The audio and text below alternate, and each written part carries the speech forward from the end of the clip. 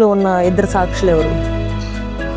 Great question. అంటే చాలా మంది ఏమంటారంటే మోషే కానీ ఏలియా కానీ లేదా హానోకు దేవునితో కొనుక్కోబడిను అంటే దేవునితో నడిచాడు అని చెప్పి హానోకు కానీ ఏలియా కానీ అని అంటారు. వీళ్ళు ఎవరు నిజమై ఉంటారు? మీరు చెప్పిన దాంట్లో ఒక వ్యక్తి ఉన్నాడు, రెండో వ్యక్తి లేడు. ఓకేనా? మీరు మీరు మీరు ఏ ప్రశ్న అయితే అడిగారో ఆ ప్రశ్నలో ఒక వ్యక్తి ఉన్నాడు, రెండో వ్యక్తి లేడు. మీ ఆత్మలో రెండు పాలు నాకు. రెండు పాలు నాకు ఇవ్వని అడుగుతారు. ఈ రెండో సెకండ్ పోర్షన్ ఆఫ్ అనాయింటింగ్ ఎక్కడి నుంచి వచ్చింది? ఏలియా ఆత్మ. రెండవది ఆయన ఏమంటాడంటే, నేను కొనుక్కోబడిన తర్వాత when I departed you it will be given unto you. మీరు గమనిస్తే welcome to వెల్లీ talks.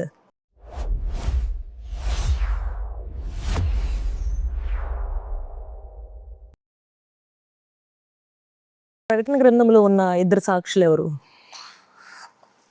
It's a great question. అంటే చాలా మంది ఏమంటారంటే మోషే కానీ ఏలియా కానీ లేదా హానోకు దేవునితో కొనుక్కోబడిను అంటే దేవునితో నడిచాడు అని చెప్పి హానోకు కానీ ఏలియా కానీ అని అంటారు. మీరు అడిగారు కాబట్టి నేను వన్ వర్డ్ ఆన్సర్ చెప్తాను, దాని ఎక్స్ప్లెనేషన్ అయితే నేను చెప్పను. ఓకేనా? ఎందుకంటే ఇది బిగ్గెస్ట్ సబ్జెక్ట్. ఇది స్టార్ట్ చేసంటే మళ్ళీ మీరు సిరీస్ స్టార్ట్ చేసుకోవాలి. ఓకే, ఎందుకు అంటున్నానంటే ఈ మాట, ఇద్దరు సాక్షులు ఎవరు అంటే సింపుల్గా చెప్పాలంటే, ఒకటి ఏలియా, రెండు మోషే. చాలా మందికి మోషే అన్న విషయం తెలియదు. చాలా మందికి మోషే అనే వ్యక్తి రెండో వ్యక్తి అని తెలీదు. ఓకేనా? వేరే అనుకుంటారు కానీ అంటారు చాలా మంది. చాలా మంది హానోక్ అని లేకపోతే ఇంకొకరని అంటూ ఉంటారు. అంటే హానోక్ గారు మరణించకుండా కొనుక్కోబడ్డాడు కాబట్టి అంటారు. కానీ బేసికల్గా మనం కానీ బైబిల్ కానీ లోతుగా పరిశీలిస్తే ఏలియా మరియు మోషే వాళ్ళిద్దరు కలిసి పనిచేస్తున్నారు. స్టార్టింగ్ నుంచి కూడా వాళ్ళిద్దరు కలిసి పనిచేస్తున్నారు. ఎవరికి తెలియదు ఈ విషయం? ఓకే, బేసికల్గా వాళ్ళిద్దరు కలిసి పనిచేస్తున్నారు. మీరు కానీ గమనించినట్లయితే ఏలియా కొనుక్కోబడతారు. కొనుక్కోబడేటప్పుడు ఎలీషా ఒక మాట్లాడతాడు. ఆయన ఏమడుగుతాడంటే, మీ ఆత్మలో రెండు పాలు నాకు ఇవ్వని అడుగుతారు. ఈ రెండో సెకండ్ పోర్షన్ ఆఫ్ అనాయింటింగ్ ఎక్కడి నుంచి వచ్చింది? దేవుడి నుండి వచ్చింది. కాదు, ఖచ్చితంగా కాదు. బైబిల్లో ఆధారం ఉంది. ఒకటి ఏలియాది, ఇంకొకటి ఏలియా ఆత్మ. రెండవది ఆయన ఏమంటాడంటే, నేను కొనుక్కోబడిన తర్వాత when I departed you it will be given unto you. మీరు గమనిస్తే ఆయన పైన ఉన్నటువంటి మ్యాంటిల్ జారి కింద పడింది. అవునా? దుప్పటి అది కింద పడింది. యాక్చువల్గా జారి కింద పడలేదు, ఆయన కింద వేసాడు. ఓకే, అది ఎక్కడ? ఇప్పుడు ఫర్ ఎగ్జాంపుల్ మీరు నన్ను ఏదైనా అడిగారు. ఓకే, ఫర్ ఎగ్జాంపుల్ మీరు నన్ను అడిగారు, ఇది నేను మీకు చేతికి ఇవ్వాలి, ఇలాగా నేను ఇవ్వకుండా కింద వేస్తే చాలా హర్ట్ అవుతారు. కానీ బైబిల్లో దేవుని కోణం కానీ మీరు కానీ గమనించినట్లయితే ప్రతిదీ చాలా ప్రాముఖ్యం. ఓకే, చాలా ప్రాముఖ్యం. ఆయన చేతికి ఇవ్వచ్చు కదా, చేతికి ఇచ్చేదానికన్నా కింద పడితేనే చాలా వాల్యూ ఎక్కువ. ఎందుకంటే కింద చాలా మర్మం దాగుంది. ఈ విషయం చాలా మందికి తెలియదు.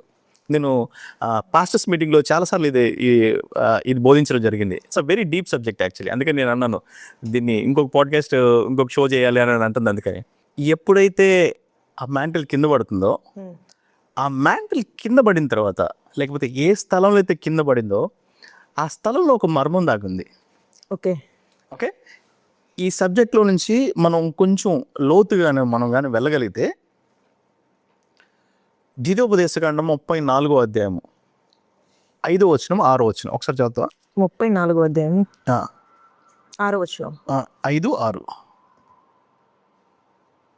యెహోవా సేవకుడైన మోషే యెహోవా మాట చొప్పున మోయాబు దేశంలో మృతి నొందెను. బేత్పెయోరు ఎదుట మోయాబు దేశంలో నున్న లోయలో అతడు పాతి పెట్టబడెను. అతని సమాధి ఎక్కడున్నదో నేటి వరకు ఎవరికి తెలియదు. మోషే చనిపోయినప్పుడు చాలు. ఇక్కడేముందంటే బేత్పెయోరు ఎదుట మోయాబు దేశంలో ఉన్న లోయలో అతడు పాతి పెట్టబడెను. ఓకేనా? అతడు సమాధి ఎక్కడున్నదో నేటి వరకు ఎవరికి తెలియదు. ఓకే, ఎందుకు అది దాచిపెట్టబడింది? దీంట్లో చాలా మర్మాలు దాగున్నాయి. నేను మీరు అడిగిన ప్రశ్న కనెక్టింగ్గా ఉన్న ఆన్సర్ మాత్రం చెప్తాను. ఇది చాలా పెద్ద లోతైన సబ్జెక్ట్ చెప్పినట్టుగా. అయితే ఇది కానీ గమనించినట్లయితే ఎప్పుడైతే ఆయన యొక్క మ్యాంటిల్ కింద పడిందో, కింద పడిన స్థలంలో నుంచి ఉన్న ఆత్మని పైకి తీయాలంటే అదే శక్తి ఉన్న వ్యక్తి కావాలి. అదే శక్తి ఉన్నటువంటి ఆత్మ కావాలి. ఏలియా యొక్క ఆత్మ ఎంత బలముతో అయితే ఉందో అంత బలముతో అది ఉపయోగించబడితేనే రెండో ఆత్మ ఉన్న స్థలాన్ని మనం గ్రహించగలుగుతాం. మీరు కానీ గమనిస్తే 2వ రాజుల గ్రంథంలో కానీ మీరు కానీ చూస్తే వారు అద్దరి నుంచి ఇద్దరికి వచ్చారు. ఓకేనా, ఒకసారి తీసుకోండి 2వ రాజుల గ్రంథం, బేతేలు నుండి 2వ రాజుల గ్రంథం, అవునవును 2వ అధ్యాయము 2వ అధ్యాయం మొదటి నుంచి. యెహోవా సుడిగాలి చేత ఏలియాను ఆకాశమునకు ఆరోహణముగా చేయబో కాలము ఎలీషా కూడా గిల్గాలు నుండి వెళ్ళుచుండగా అంటే వాళ్ళు ఒక ప్రాంతం నుంచి ట్రావెల్ చేస్తున్నారు. 2వ వచనం, ఏలియా యెహోవా నన్ను బేతేలునకు పోనుమని సెలవిచ్చుచున్నాడు గనుక నీవు దయచేసి ఇక్కడ ఉండుమని ఎలీషాతో అనెను. ఎలీషా యెహోవా జీవముతోడు నీ జీవముతోడు నేను నిన్ను విడవనని చెప్పగా వారిద్దరు బేతేలునకు ప్రయాణం చేసిరి. చూడండి, గిల్గాల్ నుంచి బేతేలుకు ప్రయాణం చేశారు. తర్వాత బేతేలులో ఉన్న ప్రవక్తల శిశువులు ఎలీషా యొద్దకు వచ్చి నేడు యెహోవా నీ యొద్ద నుండి నీ గురువును పరమునకు తీసుకుని పోవునని నీ వెరుగుదువా అని ఎలీషాను అడుగగా అతడు నేను ఎరుగుదును. సో కాబట్టి ఈ కాన్సెప్ట్ ఆయన వెళ్ళిపోతాడు అనే సంగతి ఏలియాకి తెలుసు, ఎలీషాకి తెలుసు. ఏలియాకి తెలుసు, ఎలీషాకి తెలుసు. సో వాళ్ళిద్దరు ప్రిపేర్ అయి ఉన్నారు. పిమ్మట చదువు. ఓకే, వాళ్ళిద్దరికి తెలుసు, వాళ్ళిద్దరు ప్రిపేర్గా ఉన్నారు. వాళ్ళు కొనిపోబడతారు, ఆయన కొనిపోబడతాడు, ఆయన వెళ్ళిపోతాడు, ఆయన విడవబడతాడు అని చెప్పి ఈయన కూడా ప్రిపేర్గానే ఉన్నాడు. చదువు, నెక్స్ట్ చదువు. పిమ్మట ఏలియా ఎలీషా యెహోవా నన్ను ఎరుకోకు పొమ్మని సెలవిచ్చుచున్నాడు గనుక నీవు దయచేసి ఇక్కడ ఉండుమని ఎలీషాతో అనగా అతడు యెహోవా జీవముతోడు నీ జీవముతోడు నేను నిన్ను విడువనని గనుక వారిద్దరూ ఎరుకోకు ప్రయాణం చేసిరి. ఎక్కడికి చేశారు? ఎరుకోకు. గిల్గాలు నుంచి బేతేలుకి. ఇప్పుడు అక్కడి నుంచి ఎక్కడికి? ఎరుకోకు వెళ్తున్నా. చదవండి. ఎరుకోలో ఉన్న ప్రవక్త శిష్యుల్లో ఎలీషా యొద్దకు వచ్చి నేడు యెహోవా నీ యొద్ద నుండి నీ గురువును పరమునకు తీసుకుని పోవునని నీ వెరుగుదువా అని ఎలీషాను అడుగగా అతడు నేను ఎరుగుదును, మీరు ఊరకుండుడనెను.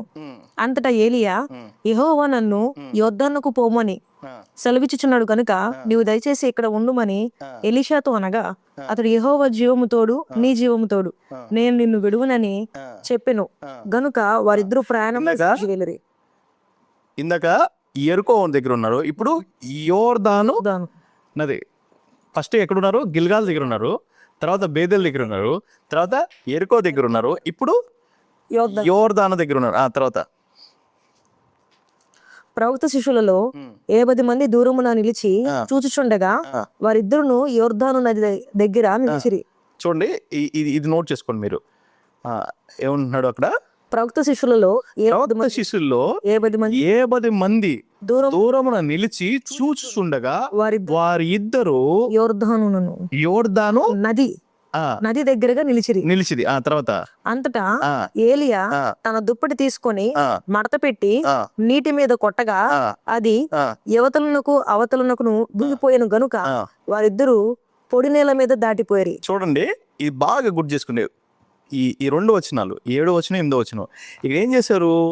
యోర్దాను ఒడ్డు నిలబడ్డాడు. నిలబడిన తర్వాత ఏలియా ఏం చేస్తున్నాడు?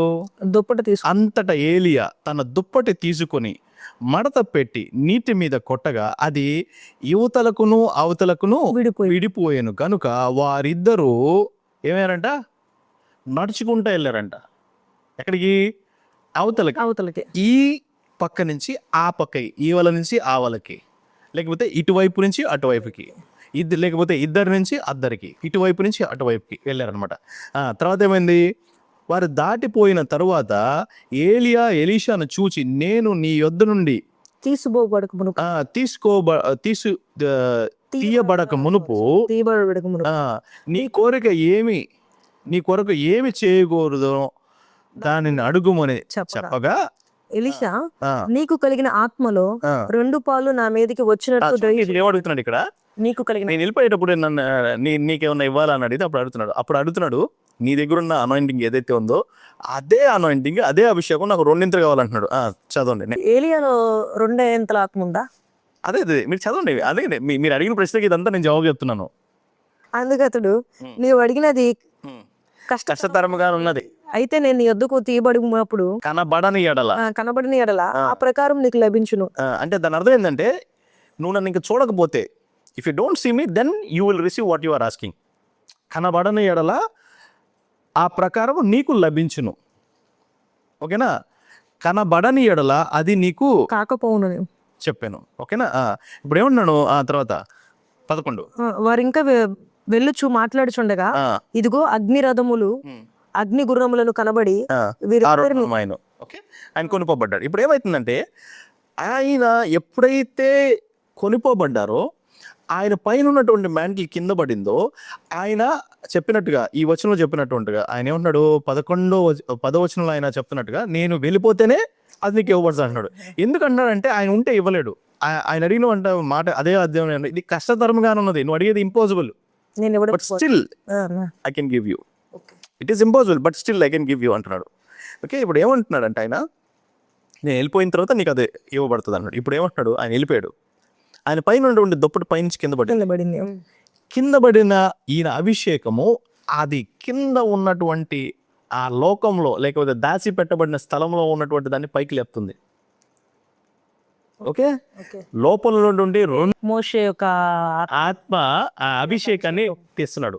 ఓకే ఓకే, ఇప్పుడు చూడండి వాళ్ళున్న స్థలం ఏంటి, దానికి ఎటువైపున ఉన్నారు. ఇప్పుడు ఆ ఆత్మ అభిషేకం బయటకు వస్తేనే గానీ ఆయన అవతల నుంచి యువతలకి రాలేడు. అర్థవుతుందా? వెళ్ళేటప్పుడు వాళ్ళు నదిని పాయలుగా చేశారు. నదిని పాయలుగా చేసింది గతంలో ఎవరు మోషే. ఇప్పుడు మోషే ఆత్మ ఇతని దగ్గర ఉంటేనే ఇతను దాన్ని మళ్ళీ పాయలుగా చేసి ఇటు రాగలుగుతాడు. రైట్? సో కాబట్టి ఇప్పుడు ఆ అభిషేకము లేకపోతే ఆయన ఆత్మ రెండో ఇంతల ఆత్మ, ఆ రెండో ఆత్మ ఎవరిదంటే మోషేది. ఆ ఆత్మని నేలలో నుంచి పైకి తీసుకొచ్చే శక్తి ఏలీ దగ్గర ఉంది. అందుకని అంటున్నాను నేను వెళ్ళిపోయిన తర్వాత అది నీకు ఇవ్వబడుతుంది. ఓకేనా? సో కాబట్టి ఈ యొక్క అభిషేకం కింద ఉన్న అభిషేకాన్ని పట్టుకొని తీసుకొస్తుంది. అప్పుడు వెంటనే ఆయన కింద ఏమంటే మై ఫాదర్ అంటాడు 12వ వచనంలో. ఎలీషా అది అది అది చూచి నా తండ్రి అన్నాడా? 12లో అదే ఉందా? మై ఫాదర్ అంటాడు ఇంగ్లీష్లో. ఒక ఫాదర్ అనాలి కదా, అసలు ఆయన స్పిరిచువల్ ఫాదర్ అక్కడే కదా, మై ఫాదర్ అనాలి. అంటే ఎవరిని? ఏలియన్ అన్నట్టు. ఇక్కడ ఏమన్నాడు? మై ఫాదర్ అన్నాడు. రెండో ఫాదర్ ఎవరు? మోసే. ఇప్పుడు చూడండి, తర్వాత అది తీసుకున్న తర్వాత ఇప్పుడు ఆయన ఏం చేస్తాడు? అదే దుప్పటి పట్టుకుని 14 వచ్చిన ఒంటి మీద నుండి కింద పడిన ఆ దుప్పటి పట్టుకొని నీటి మీద కొట్టి ఏలియా యొక్క దేవుడైన యెహోవా ఎక్కడున్నాడని అతడు ఆ దుప్పటితో నీటిని కొట్టగా అది ఇటు అటు విడిపోయినందున ఎలీషా అవతలి ఒడ్డు నుండి నడిచిపోయాను. చూసారా? ఈయన అక్కడ తీసుకెళ్ళి వదిలేశాడు. నువ్వు ఆత్మ పొందుకుంటే నువ్వు వెనక్కి వస్తావు, లేకపోతే రావు. పరిశుద్ధాత్మను పొందుకుంటేనే నువ్వు కార్యాలు చేయగలదు, లేకపోతే చేయలేవు. అందుకని ఆత్మ వర్ధిల్లుచున్న ప్రకారం అంటే దేవుడిని ఎలాంటి పొజిషన్లో పెడతాడంటే నువ్వు వెళ్ళి నేర్చుకోవాలంతే, పొందుకోవాలంతే. ఇప్పుడు ఏం చేశాడు? ఈయన వెళ్ళిపోయాడు, ఆత్మని ఇచ్చేసి వదిలేసి వెళ్ళిపోయాడు. ఈ ఆత్మతోటి నువ్వు కింద ఆత్మని రెండింతల ఆత్మ నువ్వు తెచ్చుకొని నువ్వే అవతలకి వెళ్ళు, లేదంటే నువ్వు ఇక్కడే ఉండిపో అని దాని అర్థం చెప్పాలంటే. సో ఇప్పుడు ఆ రెండో అభిషేకం ఎవరిది అంటే మోసేది. వీళ్ళిద్దరు కలిసి పనిచేస్తాయి. ఇది ఎగ్జాంపుల్ 1. చూడు ఎంత పెద్ద జవాబు. ఎగ్జాంపుల్ 1. ఎగ్జాంపుల్ 2, వీరిరువురు యోహాను ఉంటారు కదా, యోహాను విషయంలో అయ్యా నువ్వు ఏలియావా అంటాడు, కాదంటాడు. నువ్వు మోసేవా అంటాడు, కాదంటాడు. ఆయన విషయం ఆయనకే తెలియదు, యోహాన్ కానీ మీరు గమనిస్తే. ఓకేనా? సో వాళ్ళిద్దరు కలిసి పనిచేస్తున్నారు. ఇది రెండో ఎగ్జాంపుల్. మూడో ఎగ్జాంపుల్ మౌంట్ ఆఫ్ ట్రాన్స్ఫిగరేషన్ ఉంది, రూపాంతరం కొండ. ఆ కొండ మీద ఇద్దరు నిలబడతారు. ఎవరు వాళ్ళిద్దరు? యేసుప్రభు తోటి ఏలియా, మోషే. ఇది మూడో ఎగ్జాంపుల్. నాలుగో ఎగ్జాంపుల్ రెవల్యూషన్లో ఇద్దరు, నువ్వు ఇందాక అడిగావు కదా ప్రశ్న, ఇద్దరు సాక్షులు ఎవరని. ఇప్పుడు ఆ ఇద్దరు సాక్షులు రెండో సాక్షి ఎవరు? ఒకటి ఏలియా, రెండోది మోషే. వీరిద్దరు రెండు సాక్షులు. ఆ ఇద్దరు సాక్షులు ఎవరంటే వీరిద్దరే. వీళ్ళు ఆది నుంచి కలిసి పనిచేస్తున్నారు. ఇది చాలా మందికి తెలియదు. రెండింతల ఆత్మ అంటే పరిశుద్ధాత్మని మీరు అనకండి, ఏ గొప్ప సేవకుడైనా సరే ఇప్పటివరకు చెప్పలేదు ఇది. నేను 2015 ఎండింగ్ నుంచి చెప్తున్నాను ఈ మాట. కొన్ని వందల మెసేజ్లు ఇప్పటివరకు నేను పాస్టర్స్ మీటింగ్లో కొన్ని వందల పాస్టర్ మీటింగ్ మెసేజ్లో దీన్ని చెప్పున్నా. ఓకేనా? నేను గొప్పతనం కాదు, పరిశుద్ధాత్ముడు దేవుడు గొప్పవాడు. మన బైబిల్ లోతుగా పరిశీలిస్తే చాలా మార్గాలు మనం తెలుస్తాయి. దేవుని ఏడాత్మలు అంటే ఏంటి? అసలు ఏడాత్మలు అంటే ఏంటి? Wonderful question. సో మీరు కానీ గమనించినట్లయితే యెషయా గ్రంథము 11వ అధ్యాయము 2వ వచనం. యెషయా గ్రంథం 11వ అధ్యాయం 2వ వచనం. యెహోవా ఆత్మ జ్ఞాన వివేకములకు ఆధారమగు ఆత్మ, ఆలోచన బలములకు ఆధారమగు ఆత్మ, తెలివిని యెహోవా యెడల భయభక్తులు పుట్టించు ఆత్మ అతని మీద నిలుచును. ఆత్మలు మీరు అడిగిన 7 స్పిరిట్స్ అని అడిగారు కదా, ఆ ఆత్మలు ఏంటి అనేది ఇక్కడ వివరిస్తున్నాడు. మీరు కానీ గమనించినట్లయితే number 1 the spirit of the Lord, number 2 the spirit of the wisdom, number 3 okay, the spirit of understanding, number 4 the spirit of counsel, number 5 the spirit of might or power, number 6 the spirit of knowledge, number 7 the spirit of fear of the Lord. ఓకేనా, ఇవి 7 ఆత్మలు. ఈ ఏడాత్మలు. 7 ఆత్మ. మొట్టమొదటిది the spirit of the Lord, number 2 the spirit of wisdom, number 3 the spirit of understanding, number 4 the spirit of counsel, number 5 the spirit of might or power, number 6 the spirit of knowledge, number 7 the spirit of fear of the Lord. ఓకేనా, ఈ 7 ఆత్మలు. Okay, okay, యెషయా గ్రంథం 11వ అధ్యాయం 2వ వచనంలో దీని గురించి ఉంటుంది. ఓకేనా, 7 ఆత్మల గురించి సింపుల్గా రెఫరెన్స్తో చెప్తే బాగుంటుందని చిన్నగా దాని గురించి చెప్తే బాగుంటుందని ఎక్స్ప్లెయిన్ చేసిన. యెహోవా ఆత్మ జ్ఞాన వివేకములకు ఆధారమగు ఆత్మ, ఆలోచనను బలమునకు ఆధారమగు ఆత్మ, ఆత్మ తెలివియు యెహోవా ఎడల భయభక్తులను పుట్టించు ఆత్మ అతని మీద నిలిచి ఉన్నది. ఈ 7 ఆత్మలు కూడా మన మీద నిలిచి ఉంటాయి. Okay, 7 spirits. ఓకే, సార్ ఇప్పుడు మీరు చెప్పిన మాటలను బట్టి హతసాక్షులు అయిన వారు అంటే ఇప్పుడు మన మధ్యలో ఉన్న పగడాల ప్రవీణ్ గారు కావచ్చు, అలాగే అమెరికాలో జరిగిన హార్లిక్ కిర్క్ కావచ్చు, లేకపోతే గ్రహన్స్టైన్ గారు కావచ్చు, ఈ మధ్య కాలంలో వీళ్ళందరూ కూడా ప్రభు నిమిత్తం హతసాక్షులు అయ్యారు. మరి వారిని బట్టి మనకి ఏమైనా ప్రతిదండన అంటే వారిని చంపిన బట్టి భూమికి గానీ, చంపిన వారికి గానీ, లేకపోతే లోకానికి గానీ తీర్పు గానీ, ప్రతిదండన గానీ దాని వల్ల? ఓకే, మీరు కానీ రెవల్యూషన్ కానీ తీసుకుంటే ప్రకటన గ్రంథము రెఫరెన్స్ 9వ అధ్యాయము, ప్రకటన గ్రంథం 9వ అధ్యాయం, ప్రకటన గ్రంథం 9వ అధ్యాయము 6వ అధ్యాయము 9వ వచనం ఒకసారి చూడమ్మా. ప్రకటన గ్రంథము 6వ అధ్యాయం 9వ వచనం. ఆయన 5వ ముద్రను విప్పినప్పుడు దేవుని వాక్యం నిమిత్తమును తామిచ్చిన సాక్ష్యం నిమిత్తమును వధింపబడిన వారి ఆత్మలను బలిపీఠం క్రింద చూచితిని. అంటే వీళ్ళు హతసాక్షులైన వారు, వీళ్ళందరూ చనిపోయినటువంటి వారు, దేవుని నిమిత్తం వధించబడినటువంటి వారు, అంటే చంపబడినటువంటి వారు. చూచితిని. వారు నాదా సత్యస్వరూపి పరిశుద్ధుడా, ఎందాక తీర్పు తీర్చకయు మా రక్తము నిమిత్తము భూనివాసులకు ప్రతిదండన చెయ్యకయు ఉందు అని బిగ్గరగా కేకలు వేసిరి. చాలు, ఇక్కడేమన్నారు? 11వ వచనం కూడా చదువు. తెల్లని వస్త్రము వారిలో ప్రతివానికి ఇవ్వబడెను, మరియు వారి వలనే చంపబడబోవు వారి సహదాసుల యొక్కయు సహోదరుల యొక్కయు లెక్క పూర్తగు వరకు ఇంకా కొంచెము కాలము విశ్రమింపవలనని వారితో చెప్పబడెను. చూడండి, ఇక్కడ ఆన్సర్ కూడా ఆల్రెడీ చెప్తున్నారు. వీళ్ళు ఎవరంటే వధించబడినటువంటి వాళ్ళు, శిక్ష అనుభవించినటువంటి వాళ్ళు, దేవుని కొరకు నిందని, ఓకే, దేవుని కొరకు కష్టాన్ని, దేవుని కొరకు బాధను అనుభవించినటువంటి వారు వీరు హతసాక్షులుగా మార్చబడినటువంటి వారు. మీరు చెప్పినటువంటి ప్రవీణ్ పగడాల్ గారు కావచ్చు, లేకపోతే ఇంకా ఎంతోమంది గొప్ప గ్రహంస్టైన్ ఫ్యామిలీ కావచ్చు, లేకపోతే చాలామంది. ఓకేనా, మీరు చార్లీ క్రిక్ గురించి కూడా మాట్లాడారు. సో కాబట్టి ఇలాంటి చాలా మంది, అనేక మంది దేవుని కొరకు నిలబడిన వాళ్ళందరి గురించి ఇక్కడ రాయబడింది. ఏమంటున్నారు? వీళ్ళందరూ నిలబడుతున్నారు, చనిపోతున్నారు. సో వారు ఆత్మ లేకపోతే వారి యొక్క రక్తము ఘోషిస్తుంది ఏమని? అయ్యా తీర్పు తీర్చవాలని. కానీ దేవుడే ఉన్నాడు, ఇంకా టైం ఇస్తున్నాడు. ఓకే, దేవుడు ఇంకా టైం ఇస్తున్నాడు. వీరు దేవుని కోసం నిలబడ్డారు. ఓకే, ఇంకొక రెఫరెన్స్ ఏమైనా ఉంటుందంటే యోహాను సువార్త 3:16 అందరికి బాగా తెలిసింది. దేవుడు లోకం ఎంతో ప్రేమించాడు. మొదటి యోహాను 3:16 ఏముంటుంది? నీ స్నేహితుని నిమిత్తం నీ ప్రాణం పెట్ట బద్ధుడు అయి ఉన్నావు అని ఉంటుంది. అంటే నువ్వు కూడా హతసాక్షిగా మారాలని దాని అర్థం. దేవుని కోసం ఎవరైతే దేవుని ప్రేమిస్తున్నా చెప్పారో వాళ్ళ స్నేహితుల నిమిత్తం, లేకపోతే వారికి తెలిసిన వారి నిమిత్తం నువ్వు కూడా ప్రాణం పెట్టడానికి, నువ్వు కూడా హతసాక్షిగా మారాలి అనేది చెప్తుంది వాక్యం. ఎంతమంది సిద్ధంగా ఉన్నారు?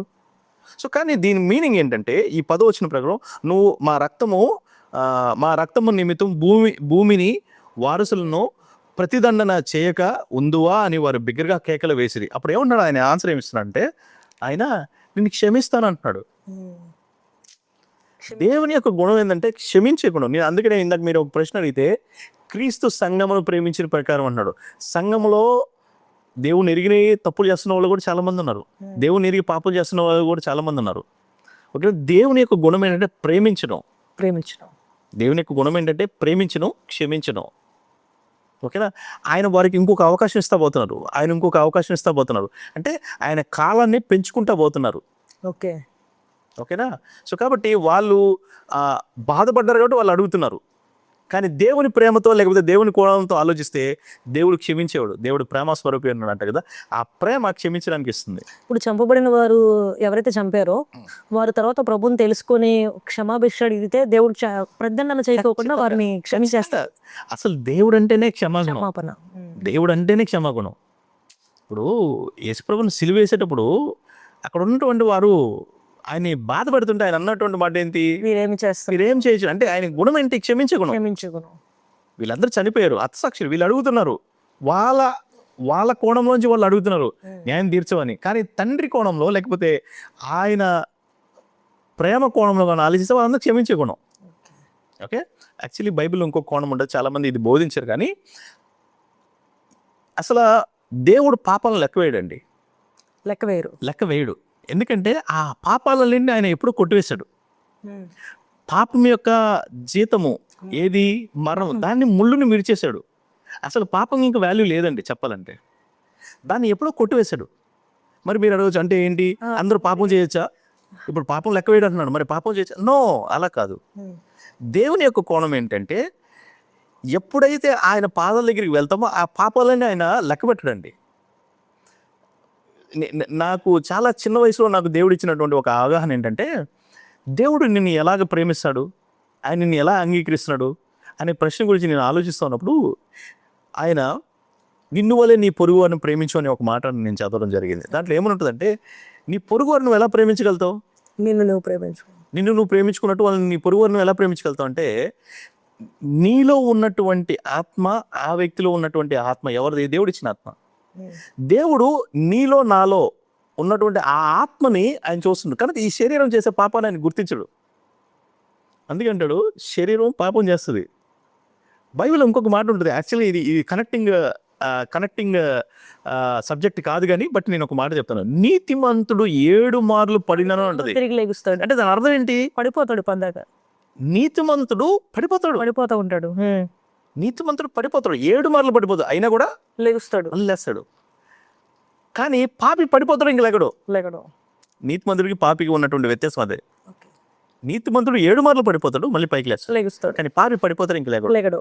దేవుని యొక్క మర్మం ఏంటి అంటే అక్కడ ఎవరైతే రక్షించబడ్డారో వారు లేస్తూ ఉంటారు, మళ్ళీ అపవాది ఏదో ఒక ఇబ్బంది పెట్టగానే మళ్ళీ పడిపోతుంటారు. దేవుడు మళ్ళీ వాళ్ళకి సహాయం చేసి మళ్ళీ పైకి లేపుతారు. దేవుని యొక్క గుణం ఏంటంటే క్షమించడం, వాళ్ళ పాపం లెక్కబెట్టడు. అందుకనే మరి రాసినటువంటి మొదటి పత్రిక 5వ అధ్యాయం 18వ వచనం చదవము. దేవుని మూలముగా పుట్టినవాడు ఎవడును పాపం చేయడని ఎరుగుదుము. దేవుని మూలముగా పుట్టినవాడు తాను భద్రము చేసుకొనును గనుక దుష్టుడు వానిని ముట్టడు. చూడండి, చాలా క్లియర్ గా చెప్తున్నాడు. దేవుని మూలముగా పుట్టినవాడు పాపము చేయడు. అర్థవుతుందా? సో అప్పటి వరకు పాపాల్లో పడిపోతూ అంటే వాళ్ళకి ఇంకా పరిపూర్ణంగా దేవుని యొక్క పరిపూర్ణతకు రాలేదు వాళ్ళు. అర్థమైందా? సో కాబట్టి దేవుని యొక్క గుణం ఏంటి?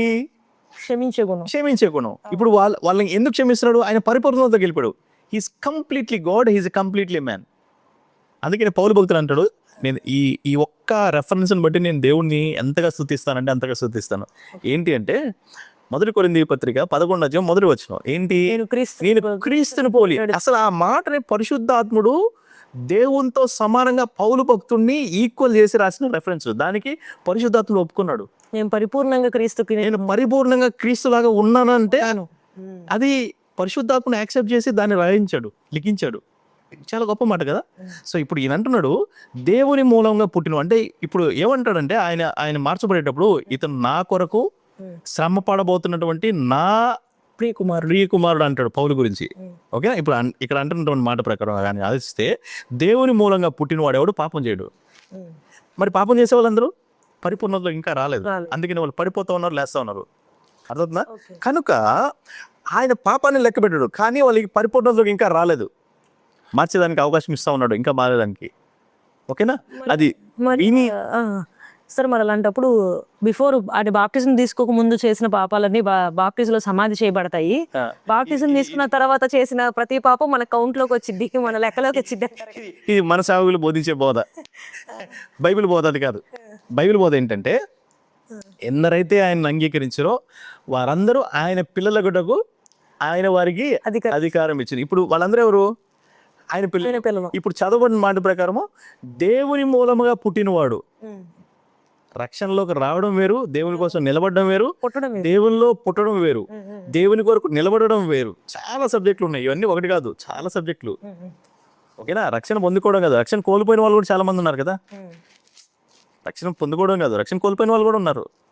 ఓకేనా? సో కాబట్టి ఎవరైతే ఆయన ద్వారా ఆయన ఆత్మచేత నింపబడి ముందుకెళ్తారో వాళ్ళు మళ్ళీ మళ్ళీ లేస్తూ ఉంటారు. పడిపోయిన అపవాది వాళ్ళని కృంగదీస్తున్నా కానీ వాళ్ళు మళ్ళీ పైకి లేస్తూ ఉంటారు. కనుక అపవాది ఒకనాటికి వాళ్ళని ముట్టే అధికారమే ఉండదు అనమాట. కనుక దేవుని యొక్క కోణంలో ఆలోచిస్తే ఇంత పెద్ద ఆన్సర్ ఉంది దాంట్లో. దేవుని యొక్క కోణంలో ఆలోచిస్తే వాళ్ళు వచ్చి కింద నుంచి ఘోషిస్తుంది వాళ్ళ రక్తం. దేనికి? తీర్పు తీర్చమని.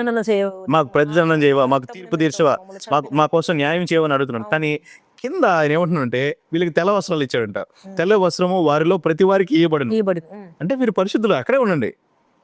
ఓకే, మీరు పరిశుద్ధులు, మీకోసం ఒక స్థానం ఇవ్వబడ్డది, మీకు కిరీటం ఇవ్వబడింది, మీకు స్థానం ఇవ్వబడింది, మీరు పెద్దలుగా ఎంచబడ్డారు. ఓకేనా? మీరు ఉన్నారు. ఓకేనా? మీకు ఇవ్వబడింది. అది తీర్చే బాధ్యత రాదు అంటూ వాళ్ళకి ఏం చెప్తున్నాడు ఇక్కడ నెక్స్ట్ ఆయన ఏమంటున్నాడు?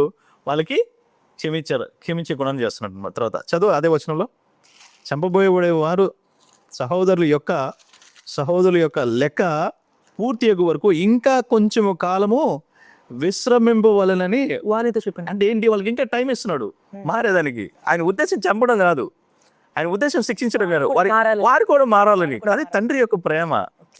వీళ్ళు వచ్చి బాధలు జరుగుతున్నారు, ఆయన వచ్చి తండ్రి ప్రేమ నుంచి క్షమిస్తారు. వాళ్ళు కూడా రక్షించుకోవాలి, వాళ్ళు కూడా ఆయన రాజ్యానికి వారసులు అవ్వాలని చెప్పి ప్రభు వాళ్ళకి మరొక సమయం ఇస్తున్నాడు, ఇంకా ఇస్తున్నాడు, అవకాశం ఇస్తూ పోతున్నాడు పరిపూర్ణతలకు మారడానికి. ఎస్ పాస్టర్ గారు, ఇప్పుడు తెల్లని వస్త్రాలు ఇవ్వబడ్డాయి కదా, దాని కంటిన్యూషన్ గా 24 పెద్దలు ఎవరు? ఓకే, సో హతసాక్షుల గురించి మాట్లాడుతూ 11వ రెఫరెన్స్ లో చెప్పబడినట్టు వాళ్ళకి తెల్లని వస్త్రాలు ఇవ్వబడ్డాయి అనే దాని గురించి మాట్లాడడం, దాని కంటిన్యూషన్ అంటున్నారు మీరు. ఓకే, సో ఇప్పుడు మీరు 24 పెద్దలు ఎవరు అంటున్నారు? 24 ఎల్డర్స్. ఓకే, అంటే 24 పెద్దలు తమ కిరీటములు తీసి నేల మీద పెట్టి సాష్టాంగ పడి ఆయనకు నమస్కరించారని అంటారు కదా, అసలు ఎవరు వాళ్ళు? సో యాక్చువల్గా దీంట్లో థియోలోజియన్స్ ఒక పాయింట్ ఆఫ్ వ్యూ మాట్లాడతారు. నా పర్సనల్ పాయింట్ ఆఫ్ వ్యూ ఒకటి ఉన్నది. సో నేను బైబిల్లో నేర్చుకున్నది. హెబ్రీ పత్రిక 11వ అధ్యాయం 2వ వచనం చదవమ్మా. దానిని బట్టి పెద్దలు సాక్ష్యము పొందిరి. తెలుగులో అలాగుందా? ఇంగ్లీష్లో ఉండదు. For by it the elders obtain good report. ఇక్కడ ఏమన్నాడు? దాన్ని బట్టే పెద్దలు సాక్ష్యం పొందిరని తెలుగులో వచ్చాడు. ఇంగ్లీష్లో ఏమన్నాడంటే by it the elders obtain good report. ఓకేనా? ఎల్డర్స్ అంటాడు. మీరు కానీ గమనిస్తే ఇది అందరు కూడా విశ్వాస వీరుల పట్టిక జాబితా. ఓకేనా? 11వ అధ్యాయాన్ని విశ్వాస వీరుల పట్టిక అంటారు. ఈ విశ్వాస వీరుల్లో ఉన్నటువంటి వారు కావచ్చు, లేకపోతే నువ్వు నేను కావచ్చు, లేకపోతే ఈ కాలంలో ఉన్నటువంటి అనేక గొప్ప వ్యక్తులు కావచ్చు, వీరందరూ కూడా దాని కిందకి వస్తారు, ఎల్డర్స్. ఓకే, అయితే నా పర్సనల్ అభిప్రాయం ఇది.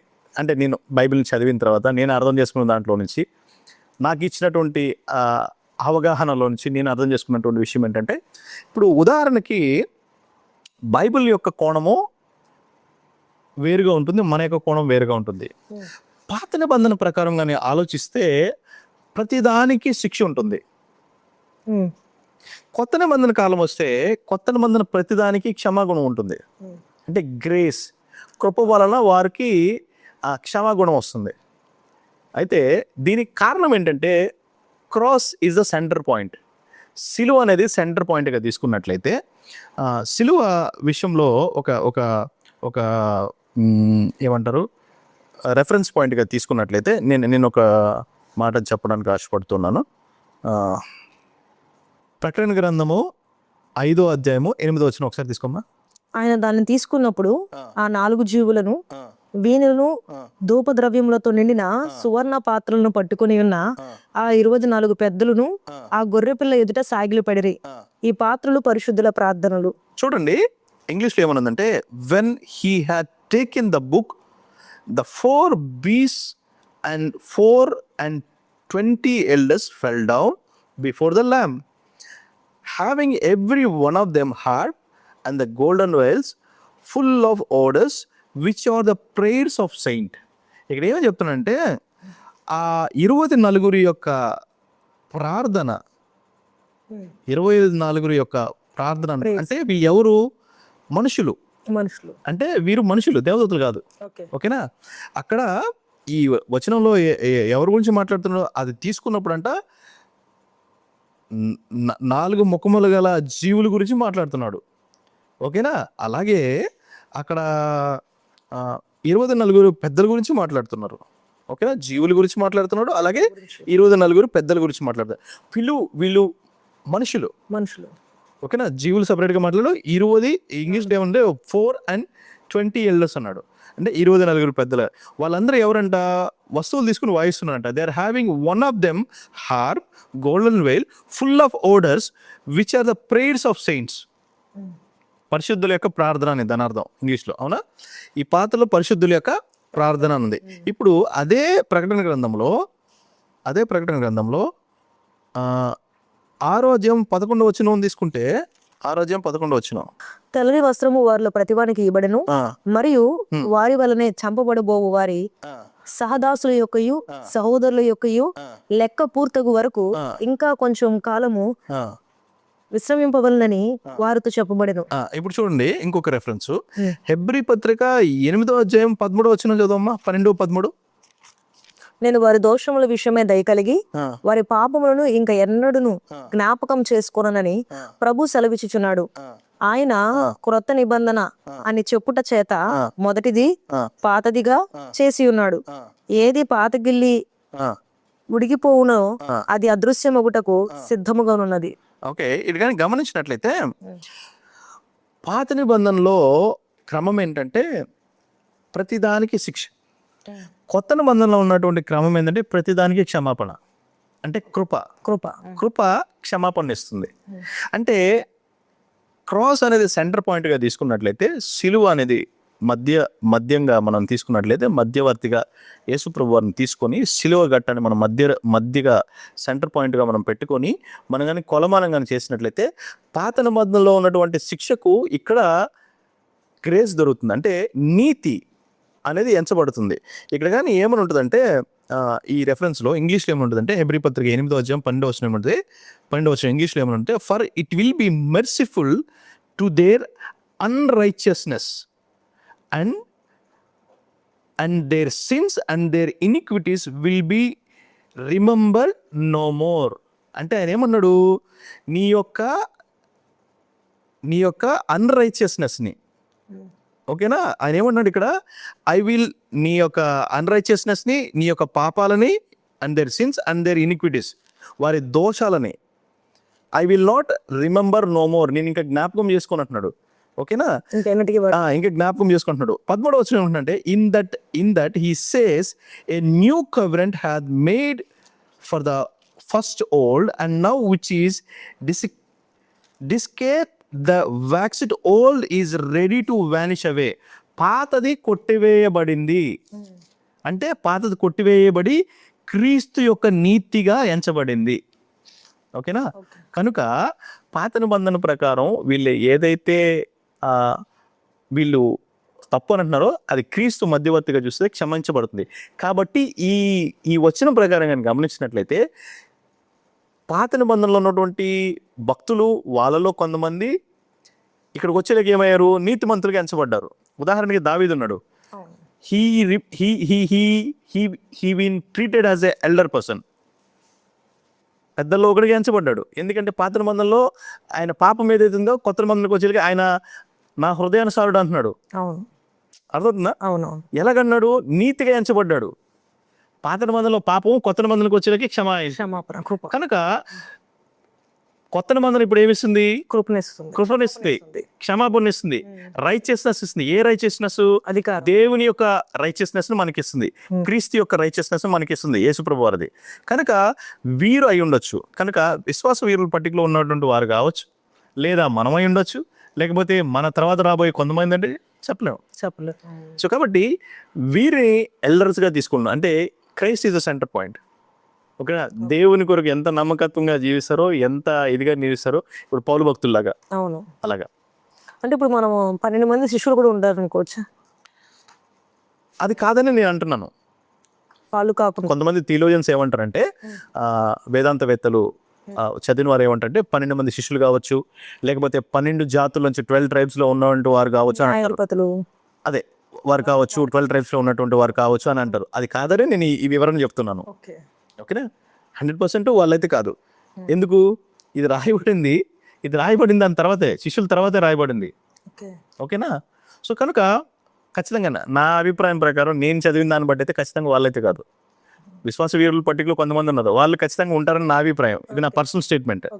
నేను చదివిన దాన్ని బట్టి, నేను అర్థం చేసుకున్న దాన్ని బట్టి, హెబ్రీ పత్రికలో 11:3 ఉంటుంది, బై అండర్స్టాండింగ్ అని ఉంటుంది. సో కాబట్టి నాకు దేవుడు ఇచ్చినటువంటి 12 స్పిరిట్స్లో నుంచి అండర్స్టాండింగ్ అని నేను చెప్పినట్టుగా ఆ అండర్స్టాండింగ్ లోంచి నేను చెప్తున్నాను. కాబట్టి ఖచ్చితంగా విశ్వాస వీరుల పట్టికలో కొంతమంది ఖచ్చితంగా దాంట్లో ఉంటారు. ఖచ్చితంగా నా అభిప్రాయం ఇది. ఓకేనా? ఇంకా తర్వాత దేవుని దృష్టిలో ప్రముఖులుగా, లేకపోతే మంచిగా ఆయన నీతిని కలిగినటువంటి వారు ఖచ్చితంగా ఉంటారు. వాళ్ళలో కొంతమంది కూడా అయి ఉండొచ్చు. ఇది నా పర్సనల్ ఒపీనియన్. ఓకే సార్, మరి అబార్షన్ చేయబడిన పిల్లలు కావచ్చు, అబార్ట్ అయిన పిల్లలు కావచ్చు, మిస్క్యారీ అయిన పిల్లలు కావచ్చు, లేదా అత్యాచారాలు చిన్నపిల్లల మీద అత్యాచారాలు ఈ చనిపోయిన బిడ్డలు కావచ్చు, వారు పరలోకంలో వెళ్తారా? పరలోకంలో ఉంటారా? యా. సో చిన్న పిల్లల గురించి బైబిల్లో ఒక సింపుల్ జవాబు ఏంటంటే, చిన్నపిల్లల్ని ఆటంకపరచకండి, పరలోక రాజ్యం వారిదే అన్నాడు. కనుక ఖచ్చితంగా వీరందరికీ పరలోకంలో స్థానం ఉంది. చిన్నపిల్లలకి ఖచ్చితంగా స్థానం ఉంది పరలోకంలో. అయితే మీరు అడిగిన ప్రశ్నలో రెండవ భాగం ఏంటంటే, మరి అత్యాచారానికి గురైన వారి గురించి ఏంటి అని అడుగుతున్నారు. వారు కూడా పరలోకంలో స్థానం పొందుకుంటారు. కానీ ఎవరైతే ఆ క్రియ జరిగించారో వారికి ఖచ్చితంగా శిక్ష ఉంటుంది. అంటే వాళ్ళు తర్వాత తప్పు తెలుసుకొని క్షమించు అని అది ఇంకా దేవుడి కోణం. కానీ there are certain things God will not forgive them. ఏంటి అంటే, ప్రకటన గ్రంథము 22వ అధ్యాయంలో గమనిస్తే ఆయన నరహంత ఒక రెఫరెన్స్ తీసుకుంటారా? ప్రకటన గ్రంథము 22వ అధ్యాయము 15వ వచనం ఒకసారి చదవమ్మా.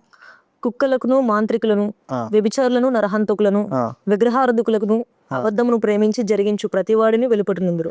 ఇక్కడ ఏమన్నాడు? వీళ్ళకి మాత్రం అవకాశం లేదు. క్షమిస్తారు, అందరికి క్షమిస్తారు, కానీ వీళ్ళకి మాత్రం లేదు. ఇక్కడ ఏమన్నంటే, కుక్కలను, మాంత్రికులను, వ్యభిచారులను, నరహంతకులను, విగ్రహారాధకులను, అబద్ధమును ప్రేమించి జరిగించు ప్రతివాడును వెలుపటినుందురు. ఇంగ్లీష్లో ఏమంటే, for without are dogs, sorcerers, whoremongers, murderers, idolatries, and whosoever loveth and maketh a lie. వీళ్ళందరికీ పరలోక స్థానం లేదు. మరి ఇలాంటి జరిగేటప్పుడు చాలా మంది అంటారు కదా, అసలు నరహత్యలు చేసినప్పుడు దేవుడు ఏమయ్యాడు, దేవుడనే వాడు ఉన్నాడా అని ఆ టైంలో అంటారు. ఉంటే ఎందుకు ఇట్లా జరిగిస్తున్నాడు? నేను ఒక చిన్న కోణాన్ని చెప్పడానికి ప్రయత్నిస్తాను. చూడండి, దేవుడు దేన్ని ఆపడండి. అట్లని చెప్పి ఆయన చూడట్లేదు, ఖచ్చితంగా చూస్తున్నాడు.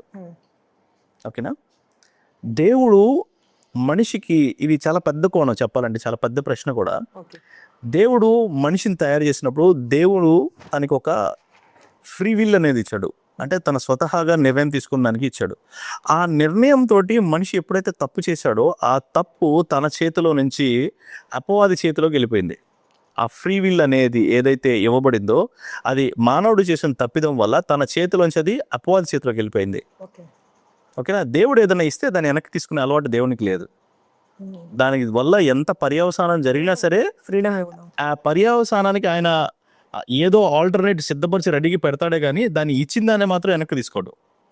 మనిషికి స్వేచ్ఛగా తన స్వతహాగా నిర్ణయం తీసుకునే అవకాశం ఇచ్చాడు. అది మంచి అయినా చెడైనా కానీ. ఓకేనా? సో యాక్చువల్లీ చెడు మరి దేవుడే చేస్తుంటే దేవుడు చేయలేదు. Out of God anything is evil. Out of God anything is evil. కూడా దేవునికి వెలుపల ఏదైనా కూడా పాపమే.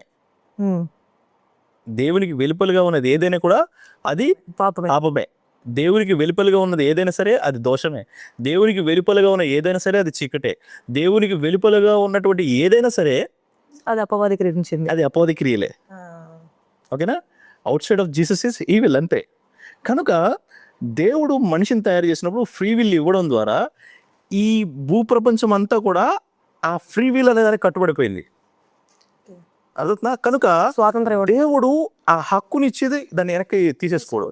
కనుక ఇప్పుడు కళ్ళ ముందు జరుగుతున్నాయి కదా, జరుగుతున్నాయి. ఆయన కళ్ళ ముందు జరిగినా కూడా ఆయన చూస్తూనే ఉన్నాడు. దానికి తగిన రీతిలో ఆయన జవాబిస్తాడు. అప్పటి వరకు వెయిట్ చేపిస్తాడు. ఆన్ ద స్పాంటేనియస్ కి అయితే ఆయన రియాక్ట్ ఎవరు. ఎస్, ఆయన చూస్తున్నాడు, అన్ని చూస్తున్నాడు. ఆయన అంటాడు కదా, విననేరకుండాలో ఆ చెవులు మందంగా ఇల్లలేదు అంటాడు కదా. ఓకేనా? కాబట్టి ఆయన చూస్తుంటాడు, వింటుంటాడు. ఓకేనా? ప్రతిదాన్ని ఆయన చూస్తుంటాడు. ఓకేనా? యెషయా గ్రంథం 59:2 ఒక మాట ఉంటుంది, మన పాపములో ఆయనకి అడ్డుగా ఉన్నాడు, కనబడకుండా పాపములు నాకును మీకు మధ్య అడ్డుగా అడ్డుగా ఉన్నాడు. సో కాబట్టి ఆయన చూస్తున్నాడు, ఆయన ప్రతిదీ చూస్తాడు, ప్రతిదీ గమనిస్తాడు. అవును. యెహోవా కన్ను దృష్టికి లోకం అంతా సంచారం చేస్తుంది. అవును. థ్యాంక్ యూ పాస్టర్ గారు. అనేకమైన ప్రశ్నలకు మీరు నాకు సమాధానం చెప్పారు. పరలోకం అనే కాన్సెప్ట్ తీసుకోవడం ఫస్ట్ నేను ఏ కాన్సెప్ట్ గురించి మాట్లాడాలని ఆలోచిస్తున్నప్పుడు ఇప్పుడు దాకా ఎవరు మాట్లాడింది, పోడ్కాస్ట్లో ఎవరు మాట్లాడింది పరలోకం. ఆ పరలోకం గురించి అనేకమైన విషయాలు, ప్రశ్నలు నేను మిమ్మల్ని అడిగినప్పుడు అనేకమైన విషయాలు నేను తెలుసుకున్నాను. అందుని బట్టి థ్యాంక్ యూ. మేము ఈ సమయాన్ని ఇచ్చినందుకు మోస్ట్ వెల్కమ్. మళ్ళీ ఒక మంచి సబ్జెక్ట్తో మీ ముందుకు వస్తాను. Keep watching Valli talks.